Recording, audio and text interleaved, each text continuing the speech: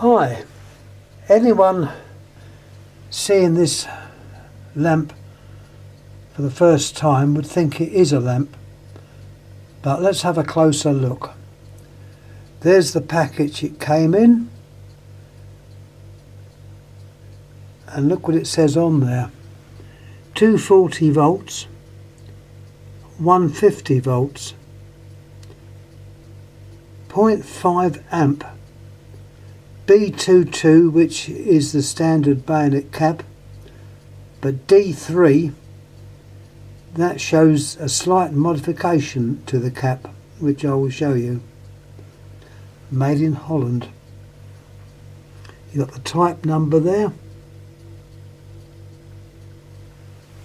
So let's have a closer look. There's the actual package. It looks, as I say, if anyone saw this for the first time, they'd say, well, it's a lamp. Okay, let's have a further look. I mentioned this to my friend yesterday and he knew exactly what it was. And here we are. There's what the designation is on the edge. Exactly the same as what was on the carton. Now let's have a look at the cap. Yeah, looks like a normal cap, doesn't it? Let's turn it up that way. And you will see it's got 3 pins or pegs. It's a 3-pinned bayonet cap. Look inside. If I can see inside, that is.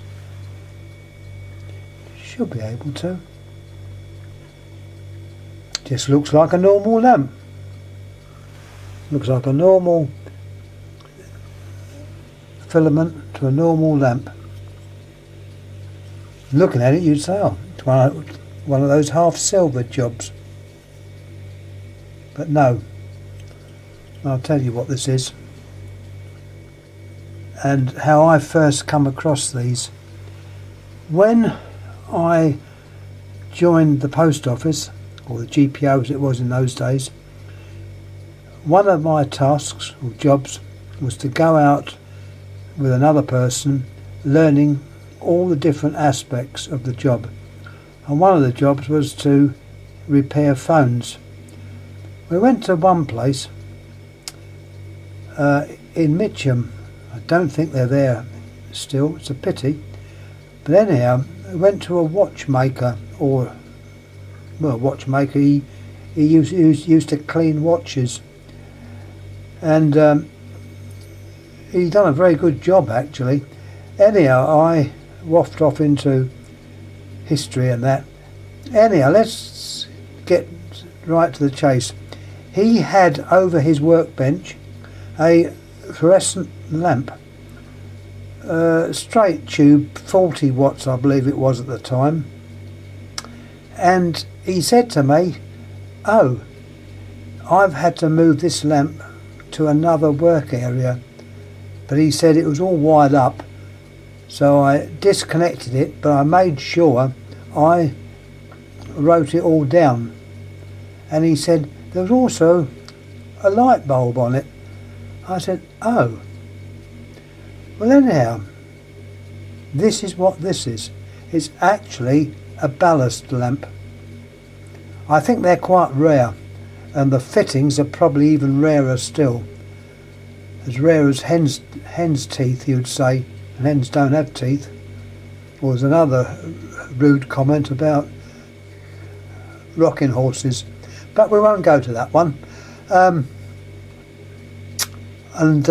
as I say, he showed me the diagram, and yeah, it was a ballast lamp, and it's wired up like you would wire the actual ballast or choke.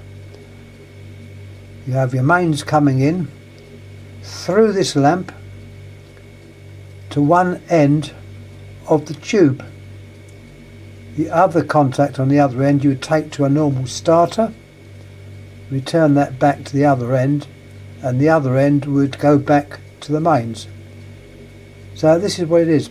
And I know at this time you could buy, and I only wish I'd bought some, circular light fittings which use this type of lamp, and I suppose the reason they got it half silvered is that you'd have this plugged in and this part you wouldn't really see, it would darken the lights.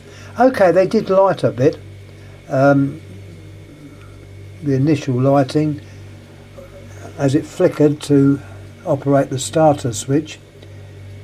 Once the tube was alight, the actual filament on these was just a very dull glow.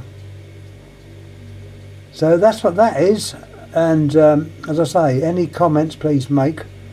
Well, as I say, when I showed it over the phone last night, or my mobile phone, and I told him about it, he knew exactly what it was. He's possibly got some as well, I don't know, but he possibly has. So that's what it is, a ballast bulb to light up a fluorescent lamp. And if anyone's got any of these, hang on to them because they are quite rare. I didn't even know I had this. It was just that I'm clearing this shelf up the top. I'm sorting all the lamps out. I've got to have them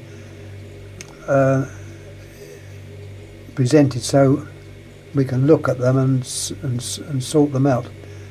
So that was the lamp. Anyhow, thanks again for watching. Sorry I've gone onto my ramblings. You do know I like talking, and I don't know what I'm going to put up next, but we will put up something. I feel in a talkative mood today. So once again, thanks for watching. Any questions, I will get back to you. I always believe if you've been good enough to put comments, I should be good enough to answer them. So thank you once again. Thank you.